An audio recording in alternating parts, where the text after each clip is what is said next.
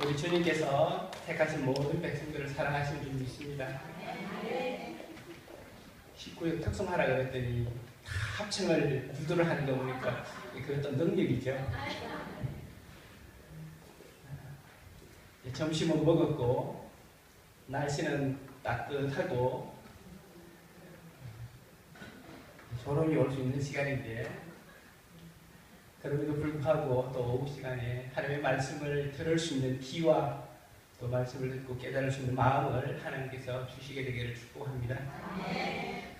우리 모든 사람들이 이 삶을 살아가면서 자신의 삶 속에서 일어나기를 원치 않는 게 있습니다. 그걸 가르쳐서 우리는 고난이라 그런 이야기를 합니다. 내가 전혀 생각하지 못했던 시련들 그리고 내 삶을 고통스럽게 하는 그 어려움들 이 같은 종류의 모든 것을 우리가 통틀어서 바로 고난이다 그렇게 말을 합니다. 다시 말씀드리면 이 고난이란 무엇인가라는 이 정의를 내려보면 우리 인간이 삶 속에서 경험하게 되는 모든 총체적인 위기 상황 그렇게 말을 해볼 수가 있을 것입니다. 우리가 겪는 고난들은 참으로 다양합니다.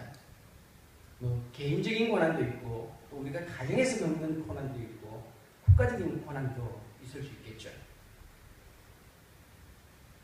사고가 났다든지 또는 부부 사이가 좋지 않아서 이혼을 한다든지 또는 사업가가 사업을 실패했다든지 이런 것들은 개인적인 고난으로 우리가 말을 할 수 있을 겁니다. 또 한편으로는 우리 집에 불이 났어요. 도둑이 들었어요. 사랑하는 우리 아들, 딸이 누군가 가출을 했어요. 우리 가족 중에 누구 하나가 세상을 떠났어요. 이런 것들은 우리 가정적인 또 고난이 될 것입니다. 전쟁이 일어났습니다. 우리 요 근래 겪었던 것처럼 심한 가뭄이 오거나 폭우 때문에 어려움을 겪었어요. 자연적인 징이죠. 이런 것은 국가적인 고난으로 분류를 해볼 수가 있을 겁니다. 그러니까 우리 개인적으로 겪는 고난들도 여러 가지가 있어요. 육체적인 고난이 질병이라든지 사고라든지 죽음이라든지 이런 것들은 또 우리 개인이 겪는 육체적인 고난이죠. 반면에 고민하게 되고 걱정하게 되고 두려움에 휩싸이게 되고 공포를 느끼게 되고 조롱을 느끼는 이런 것들은 우리의 정신적인 아픔을 가져다주는 정신적인 고난에 또한 해당이 됩니다. 그러나 어떤 고난이든 간에 분명한 것은 아무도 이것을 좋아하는 사람은 없다는 것이죠. 근데 문제는 뭐냐면 이 고난은 내 자신의 의지와는 상관없이 나를 반갑게 찾아온다는 겁니다. 그게 이제 문제가 되는 거죠. 자, 그렇다면 이런 고난을 왜 찾아올까요? 고난의 찾아오는 원인이 뭘까요? 이유가 뭘까요? 여러 가지 이유를 이야기할 수 있지만 그러나 그것을 자세히 살펴보면 가장 큰 이유는 자기 자신 때문이에요. 내가 욕심을 부리든지 내 속에 죄가 도사리가 있든지 우리 신앙인의 입장에서는 불신앙의 그 원인이 될 수도 있습니다. 고난의 가장 큰 원인은 바로 자기 자신이에요. 반면 죄하고 상관없이 내가 잘못한 것도 없는데 애매하게 나를 찾아오는 고난도 있습니다.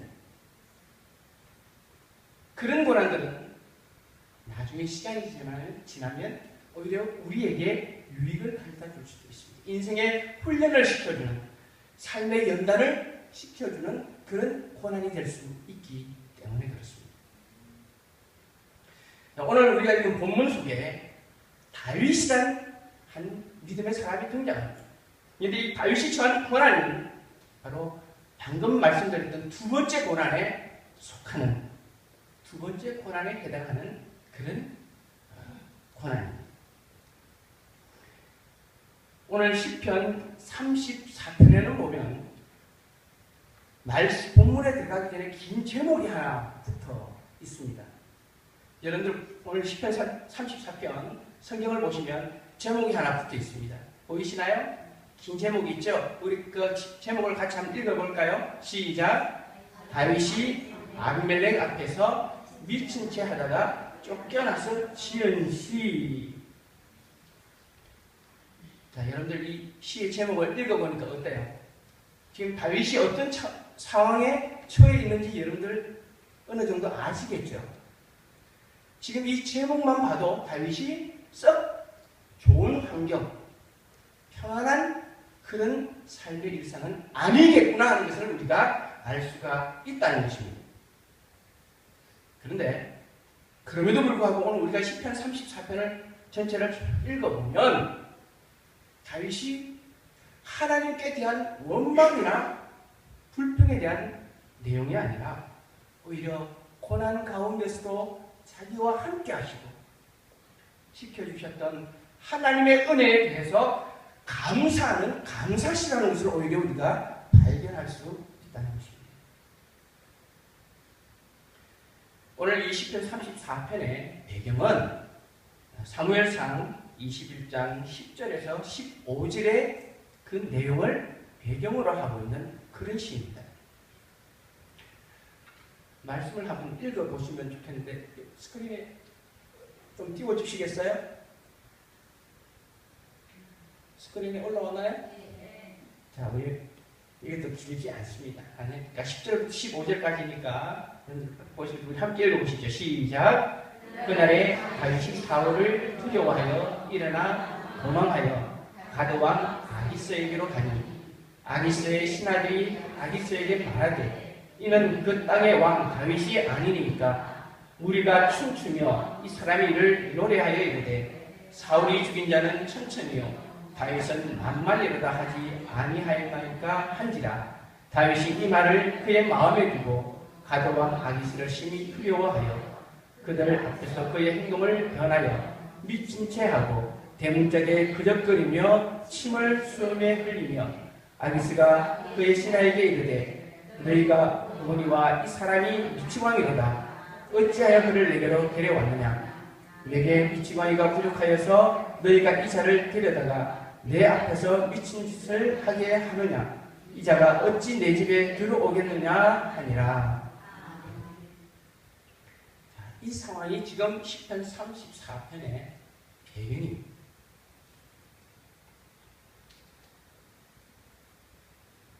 이스라엘의 왕정이 시작되면서 다시 말하면 왕이 다스리는 시대가 시작이 되면서 이 이스라엘의 최대 대적이 어디 있는 바로 블레셋이라는 나라였습니다. 지중해 연안을 끼고 형성된 그런 철기 문화를 가진 아주 강력한 그런 나라였어요.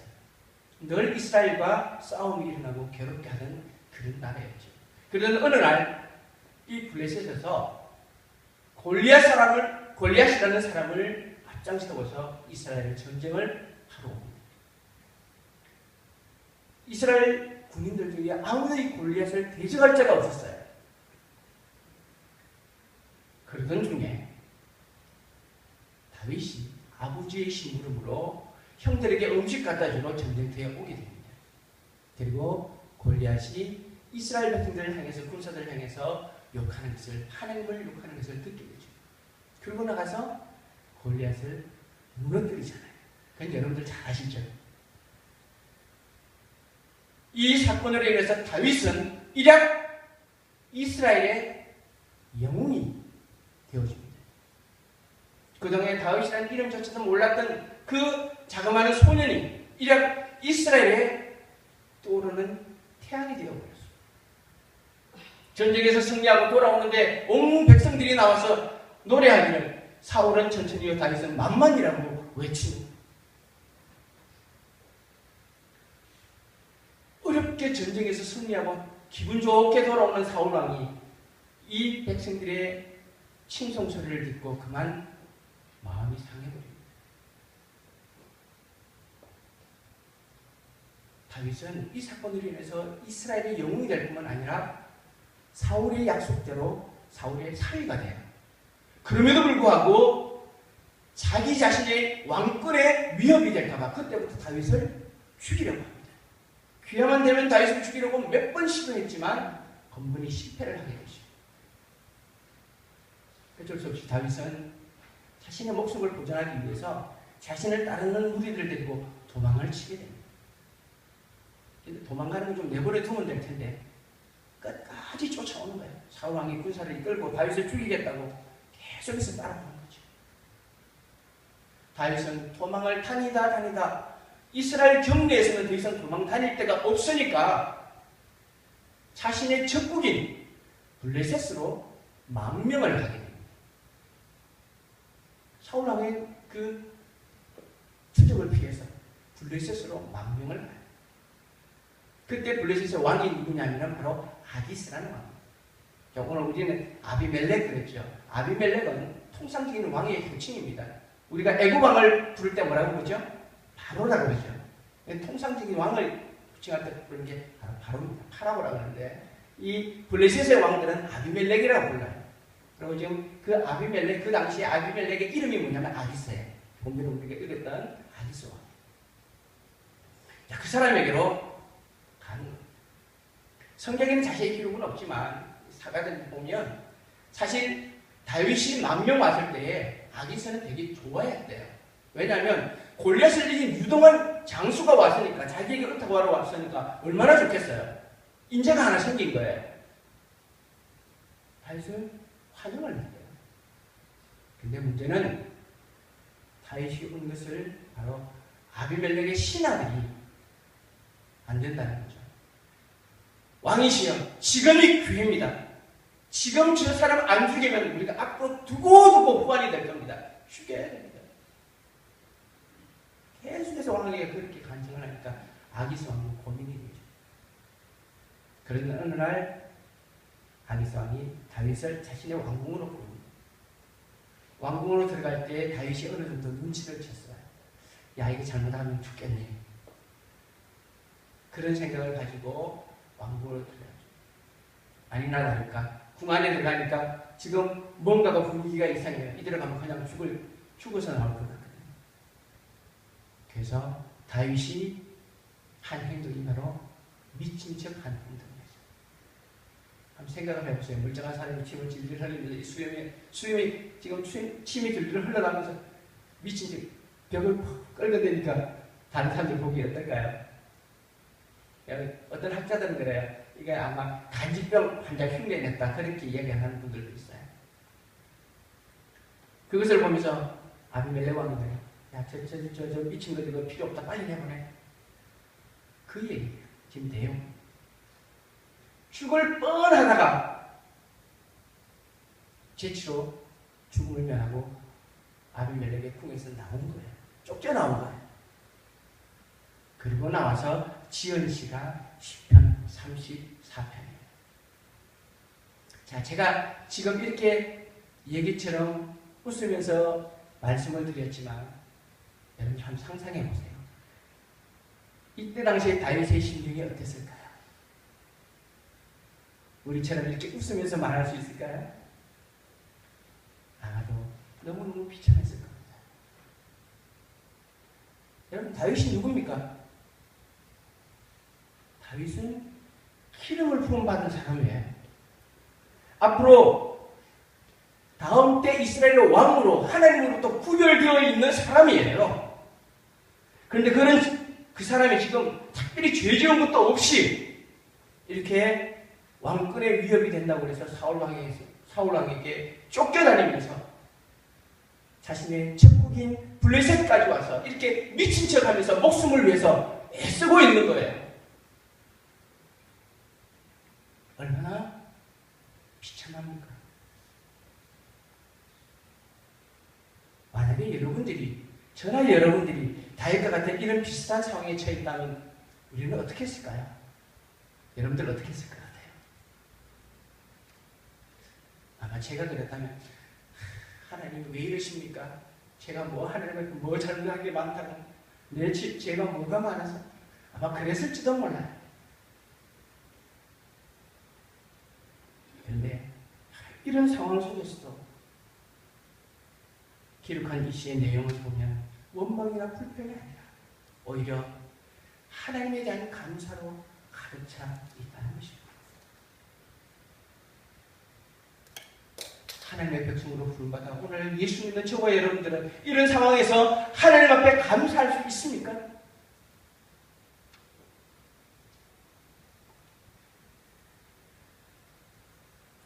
그리스도인이라면 이런 상황 속에서도 정말 하나님 앞에 감사할 수 있는 그런 사람이어야만 합니다.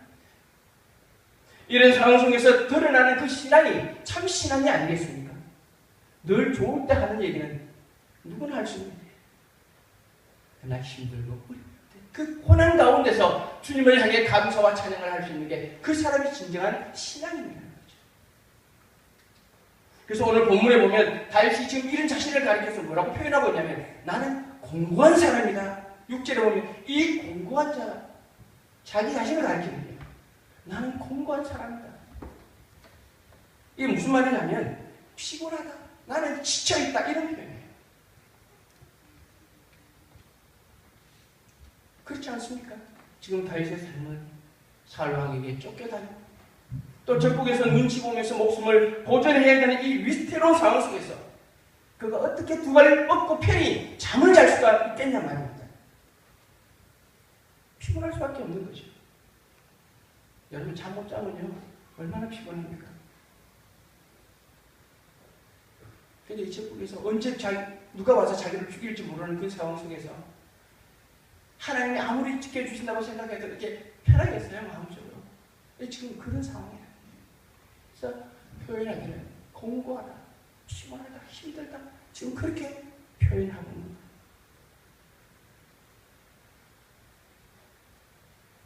우리의 인생에, 우리의 삶에 공고함이 찾아올 때 여러분들은 어떻게 하십니까? 우리 예수 믿는 사람은 어떻게 해야 합니까? 바로 기도하는 것입니다. 누구에게? 우리 하나님께. 이 공고한 자가 부러지겠다.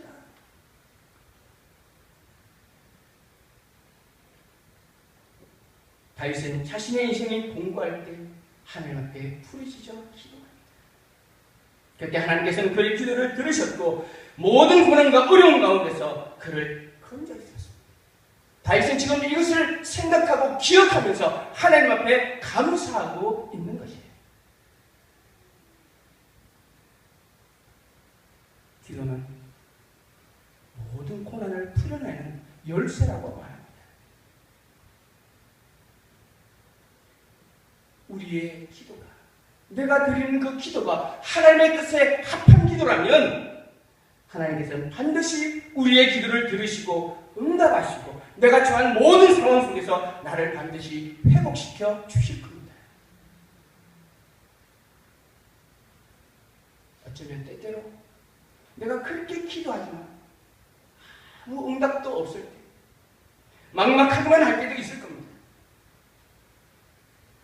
하지만 그럼에도 불구하고 우리는 계속해서 끝까지 주님을 신뢰하고 주님을 의지하는 것, 그게 바로 우리들의 신앙의 모습입니다.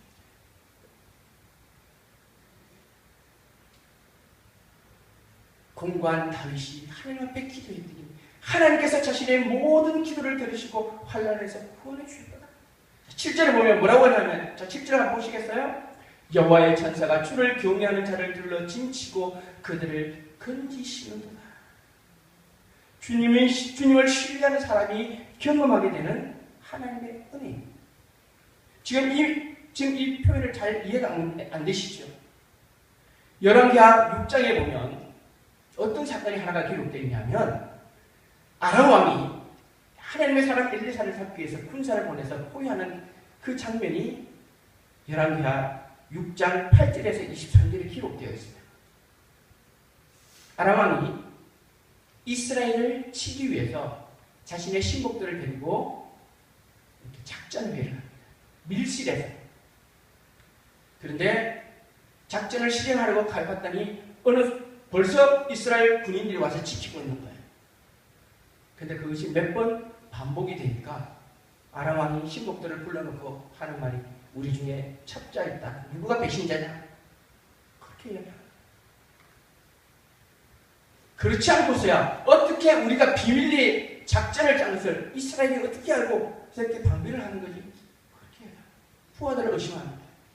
그때 신복 중에 하나가 왕이여 그렇지 않습니다. 우리 중에 배신자가 있는 게 아니라 이스라엘에는 엘리사라는 하나님의 사람이 있어서 왕이 침실에서 말하는 것조차 다 알고는 이스라엘 왕에게 알려줍니다. 그렇게 해요. 그래서 아람 왕이 그래? 그러면 우리가 엘리사부터 잡아야 되겠네? 그리고는 밤에 몰래 이 엘리사가 있는 도단이라는 성읍에 대규모의 군사를 보내고 그 밤에 그 성읍을 포위를 해버려요. 다음날 아침에 일찍이 엘리사의 사원이 일어나서 나오다가 깜짝 놀랐어요. 아람의 군대가 어느 사이가 자신들이 사는 그 성을 둘러싸고 포위를 하고 있는 거예요. 사원이 엘리사를 보면서 선생님 이제 우리 꼼짝없이 죽게 됐습니다. 도관에 집니다. 우리는 이제 죽은 목숨입니다. 호들로 갔더니 그때 엘리사가 하는 말이 아니야. 저들보다 우리와 함께하는 군사들이 더 많아. 우리와 함께하는 사람들이 더 많아. 그렇게 해요. 이 사원이 우리 선생님이 이 사실을 알고 미리 이스라엘 왕에게 기별을 해서 군사를 보냈나 보다. 그러고는 이스라엘 군인들을 찾아보니만 아무도 없잖아요. 그때 엘리사가 기도합니다. 하나님, 저 청년의 눈을 열어주십시오. 하나님께서 그의 눈을 열자 엘리사를 호위하고 있는 하늘의 불말과 불변우가 큰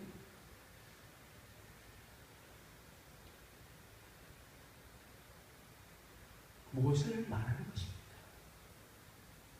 우리는 우리 삶에 어려움과 고난이 오면 언제나 우리는 우리 육신의 눈을 쳐다보고 있습니다. 예수 믿는다고 하는 믿음을 가진 우리들조차도 우리 앞에 놓인 고난 앞에 언제나 육신의 눈으로만 그것을 쳐다보고 있다는 것입니다. 그러나 우리가 믿음의 눈을 뜨면, 영안을 뜨면 하나님의 역사하심을 우리가 바라볼 수 있음을 가르쳐 주는 것입니다. 여호와의 천사가 주를 경외하는 자를 둘러친치고 그들을 건지신다는 표현이 바로 그것입니다. 우리는 내 인생의 앞에 찾아오는 그 고난에 대해서 겁을 냅니다. 고통스러워합니다.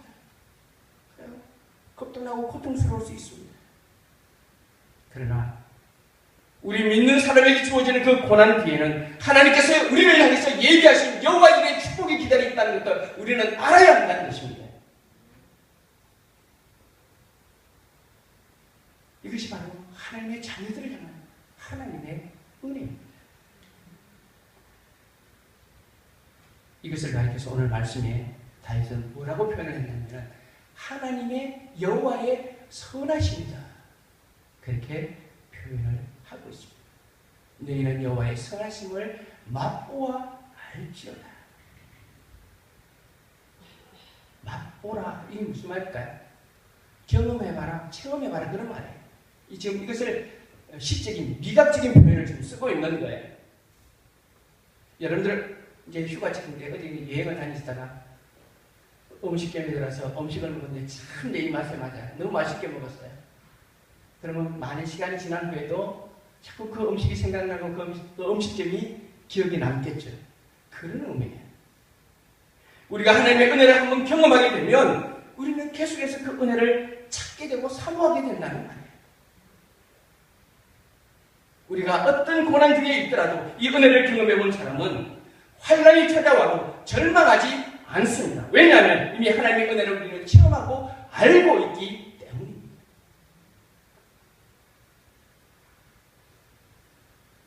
비록 지금 내가, 내 자신, 우리의 가정이, 내 자녀들이 고난 가운데 있다 할지라도 그 고난 뒤에 우리를 위해서 예비해 놓으신 하나님의 은혜를 우리가 이미 알고 있기 때문에 우리는 공부하는 중에서도 결코 포기하지 않고 하나님을 의지하고 기도하는 것입니다.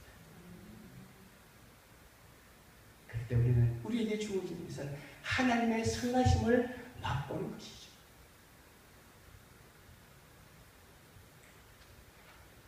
우리에게 다윗은 이러한 자신의 경험을 토대로 우리의 신앙을 격려하고 독려를 해주고 있습니다. 그것은 다름 아닌 오직 여호와 하나님만을 경외하라는 것입니다. 바로 그 마음으로 하나님을 믿고 의지하고 맡기면 하나님께서 모든 것을 해결해 주신다, 채워주신다, 그런 말이에요. 자, 우리 오늘 읽었던 본문 마지막 절 9절 10절을 우리 같이 한번 읽어보시겠어요? 자, 우리 같이 한번 읽어보시죠. 다시 시작. 너희 성도들아 여호와를 경외하라. 그를 경외하는 자에게는 부족함이 없도다. 젊은 사자는 궁핍하여 추릴지라도 여호와를 찾는 자는 모든 좋은 것에 부족함이 없으리로다. 아멘. 사실 우리는 내 삶에 어려움이 찾아오고 고난이 찾아오면 뭔가 찾긴 찾습니다. 뭘 찾죠? 나를 도와줄 사람 누가 있나? 흔히 우리 말해서 백 없나? 줄을 대어보는 거죠. 우리 주변을 찾게 됩니다.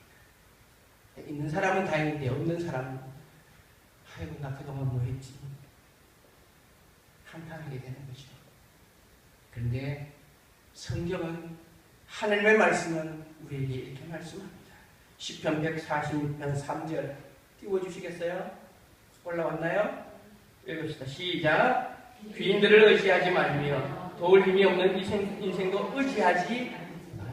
이게 하나님의 우리 명령입니다. 귀인들, 힘 있는 자들, 권력자들, 그런 사람들을 의지하지 말라는 겁니다. 왜요? 인생은 결국 힘이 없어요. 그러면 우리가 뭘 의지해야 되죠? 그게 5절 말씀입니다. 5절 시작. 야곱의 하나님을 자기의 도움으로 삼으며 여호와 자기 하나님에게 자기의 소망을 두는 자가 복이 있도다. 할렐루야. 우리 하나님께 소망을 두는 자, 그분을 의지하는 자가 복이 있다.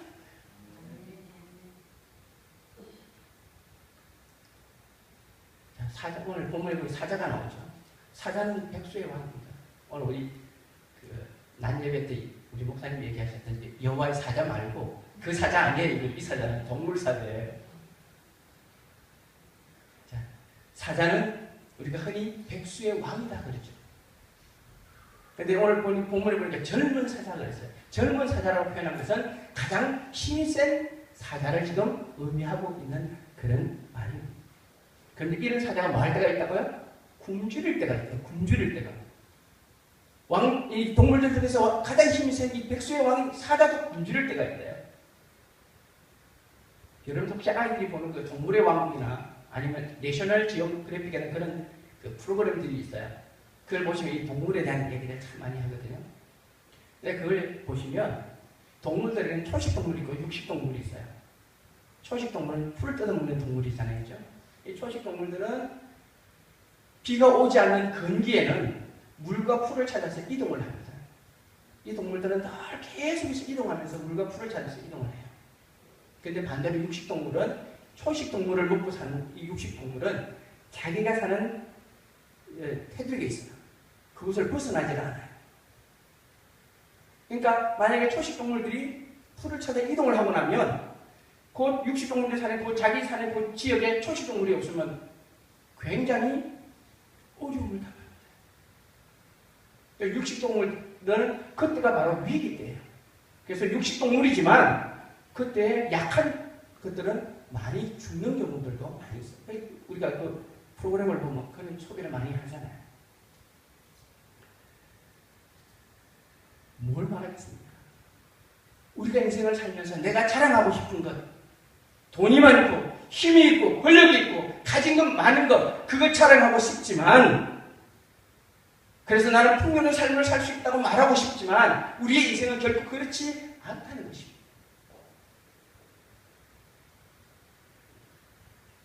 오직 주님을 경외하고 그분을 의지하고 찾고 맡기는 사람들은 어떤 상황에서도 결코 부족함이 없을 것입니다. 왜냐하면 이미 우리의 모든 것을 아시는 하나님께서 우리의 필요를 채워주실 것이기 때문입니다.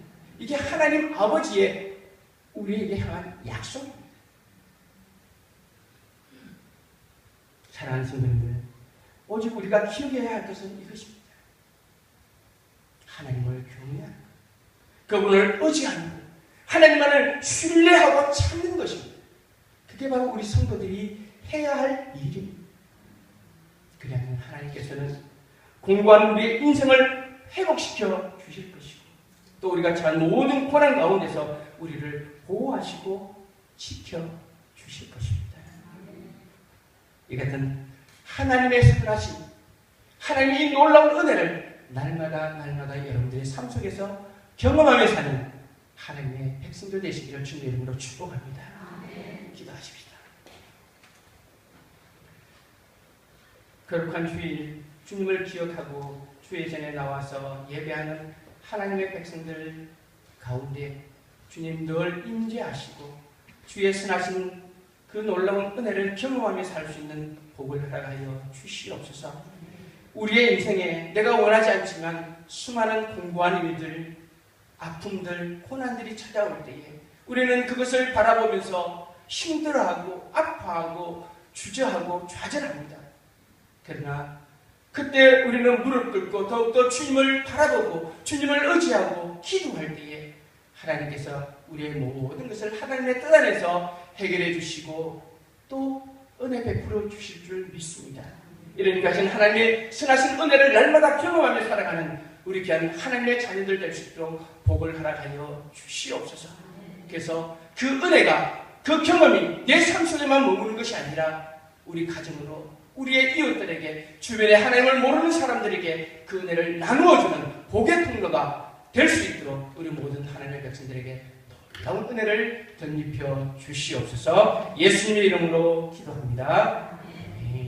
이제는 우리 구주 예수 그리스도의 은혜와 하나님 아버지의 놀라우신 사랑하심과 성령님의 역사하시고 교통하시니 주님 앞에 나와 예배하며 이제 하나님의 선하신 은혜를 맛보며 다시 삶의 현장으로 나아가는, 그래서 주의 놀라운 은혜를 우리의 삶의 곳곳에 퍼뜨리며 외치며 승리하며 살아가기로 다짐하는 우리 귀한 성도들 머리 위에, 저들의 가정과 삶 위에 이제부터 영원토록 함께 하시옵기를 간절히 축원하옵나이다. 아멘.